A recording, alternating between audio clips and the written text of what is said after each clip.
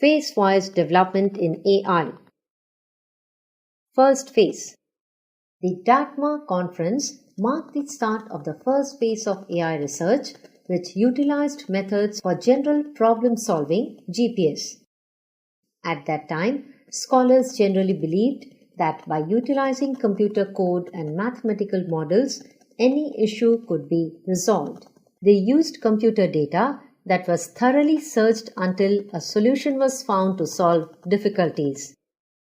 Consider the example of a chess game being transformed into mathematical problems with the board, the pieces, the moves, etc. being represented by symbols. The computer would then discover the strategies to win a game in the most effective way and produce the greatest results based on the heuristics of prior games. Initial results of this strategy were very promising, but they did not last very long.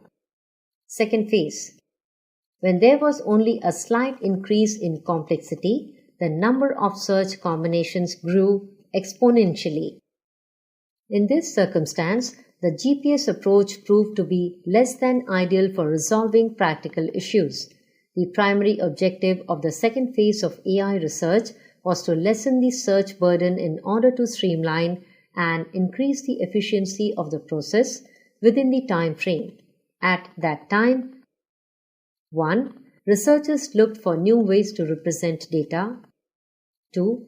The research effort was slowed down due to their negative publicity in the media. 3. The interest in the development of AI systems increased once again in 1982 when Japan announced their 5th Generation Computer Systems Project, FGCS. Third phase. Intelligent Knowledge-Based Systems, IKBS, were the main focus of the third phase of AI research. They were also referred to as expert systems. To solve AI challenges, these systems use particular domain-based data. The key high points of this time were: 1. IKBS worked on data in the form of rules. 2. IKBS was incapable of learning and its focus was extremely narrow. 3. IKBS lacked the common sense that made humans more suited for specific tasks and work. Further phase. So far, much effort and hard work in the AI field has resulted in a large number of weak AI with few breakthroughs in the development of strong AI. Further research into AI means developing a system that can learn and would not need to be regularly updated. 1.